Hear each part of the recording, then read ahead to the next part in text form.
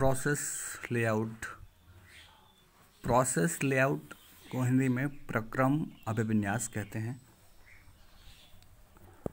प्रक्रम अभिविन्यास को फंक्शनल लेआउट भी कहा जाता है।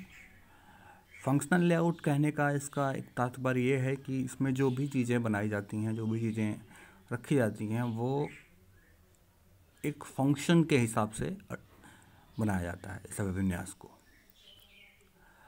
इस अभिविन्यास को जॉब ऑर्डर प्रोडक्शन में उपयोग किया जाता है।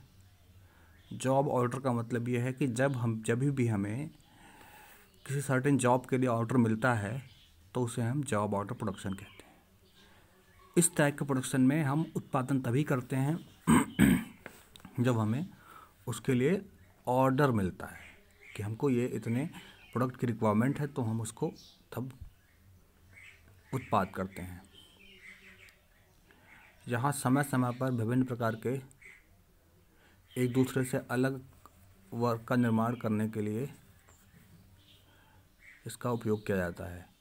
उन्हीं सर्टेन सेट ऑफ मशीनों से अलग अलग तरीके का उत्पाद बनाया जाता है। इस प्रक्रम अभिविन्यास में समान प्रकार की मशीनें या समान प्रकार के प्रक्रमों को एक ही स्थान पर रखा जाता है। मतलब जैसे लेथ है तो सारी लेथ एक रूम में रख दी जाएंगी। भले उन पे प्रोसेस अलग अलग हों, लेकिन सारी लेथ मशीनें एक जगह रखी जाएंगी। अर्थात समान प्रकार के ऑपरेशनों की एक स्थान पर रखी मशीनों द्वारा ही किया जाता है। जितनी मशीनें हैं उनको अलग अलग जगहों पे रख दिया जाता है। इस प्रकार सभी मशीनों को अलग अलग समूहों में या अलग अलग शॉप्स में रखा जाता है।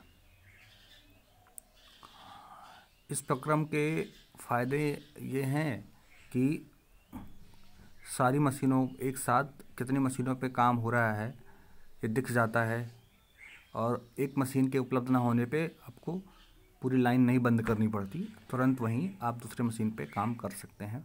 जबकि जो हमारा प्रोडक्ट लेआउट टाइप था उसमें जो है हमारा अगर कोई एक मशीन बंद होती थी पूरी प्रोडक्शन लाइन ठप हो जाती थी। इसमें क्या है, एक से ज़्यादा मशीनें उपलब्ध होने के नाते हम अपने वर्क को बिना किसी टाइम डिले के दूसरे मशीन पर शिफ्ट कर सकते हैं। अगर वो मशीन नहीं खाली है तो हम फिर थोड़ा सा वेट करके वहीं पे अपने वर्क को दोबारा कर सकते हैं। इसमें एक डायग्राम दिखाया गया है जिसमें स्टोर रूम से स्टॉक रूम तक का फ्लो दिखाया गया है। सबसे पहला प्रोसेस हो रहा है जो फाउंड्री शॉप में हो रहा है, नीचे प्रेस शॉप में है। फाउंड्री शॉप के बाद हमारा जो प्रोडक्ट है वो जा रहा है ग्राइंडिंग शॉप में जा रहा है। ग्राइंडिंग के बाद वो उस पर मिलिंग ऑपरेशन हो रहा है। मिलिंग के बाद फिर से वो ड्रिलिंग में जा रहा है। ड्रिलिंग के बाद नंबर 5 में फिर से ड्रिलिंग शॉप हो रहा है। 5 के बाद 6 नंबर पेंटिंग है, 7th इंस्पेक्शन है, और 8 है पैकेजिंग। के बाद हमारा प्रोडक्ट भी बन जा रहा है। वहीं प्रोडक्ट ए के लिए सबसे पहले वो प्रेस वर्किंग हो रही है, उस पर फिर मिलिंग किया जा रहा है, और फिर ड्रिल शॉप में जा रहा है, वहाँ पे कुछ ड्रिलिंग हो रहा है। फिर 4 नंबर के लिए वो जा रहा है ग्राइंडिंग में, 5th है पेंटिंग शॉप में, एंड 6 है आपका इंस्पेक्शन, 7th है पैकेजिंग, और प्रोडक्ट ए प्रिपेयर हो जा रहा है। यानी हमारा जो दो प्रोडक्ट इस सिस्टम में बन रहे हैं, पहला है ए, दूसरा है बी। ए जहाँ से आपका प्रेस, मिलिंग, फिर हीट ट्रीटमेंट, उसके बाद grinding, again painting, inspection, packaging से होके गुजर रहा है। यानी ए पे इतने इतने प्रोसेस हो रहे हैं। यहाँ पे जो फाउंड्री शॉप है, सारी फाउंड्री की मशीनें इकट्ठे रखी हुई हैं। इस पे अलग अलग टोटल 10 शॉप हैं। फाउंड्री, ड्रिलिंग, ग्राइंडिंग, इसमें अलग अलग जो शॉप हैं, मैं फिर से रिपीट कर रहा हूँ, foundry, drill, brazing, grinding, inspection, press, heat treatment, milling, painting and packaging. तो ये जो प्रोसेस हैं, ये इसमें एक चीज़ देखने वाली बात है कि इसमें जो मटेरियल का मूवमेंट है वो काफ़ी ज़्यादा हो रहा है, क्योंकि सीक्वेंस नहीं है। अगर यही सीक्वेंस होता तो एक लाइन में मटेरियल का मूवमेंट होता, रॉ मटेरियल या सेमी फिनिश्ड मटेरियल का, लेकिन एक लाइन में मूवमेंट बिल्कुल नहीं हो रहा है। थोड़ा सा मूवमेंट ज़्यादा हो रहा है, इसकी वजह से नुकसान उठाना पड़ सकता है। लेकिन यहाँ पे वेटिंग टाइम नहीं है, क्योंकि एक टाइप की मशीनें इकट्ठे रखी हुई हैं।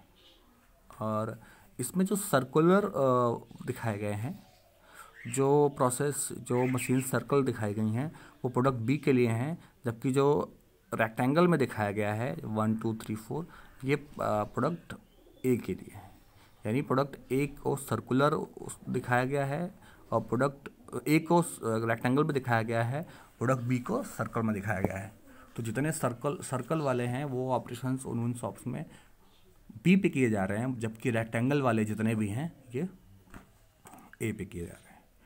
आपका स्टॉक रूम से लेके रॉ मटेरियल जहाँ से मिल रहा है हमें स्टोर रूम से, और स्टॉक रूम तक जहाँ पर पूर्ण निर्मित उत्पाद बन जा रहा है, ए और बी दो उत्पाद हमारे बन जा रहे हैं।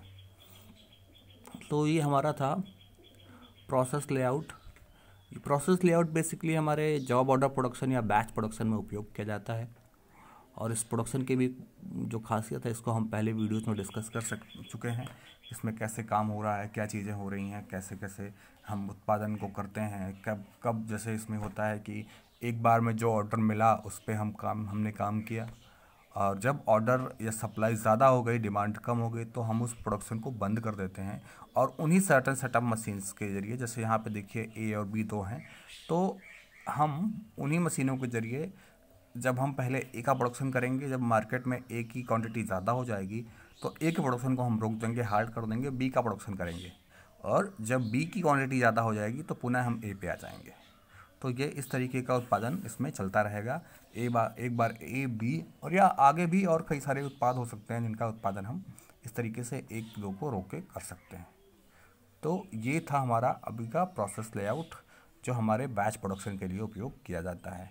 इसमें मशीनों में वेटिंग टाइम भी हो सकता है, और एक साथ कई सारे मशीनें इकट्ठा रहने से उसके अपने फ़ायदे और नुकसान दोनों होते हैं।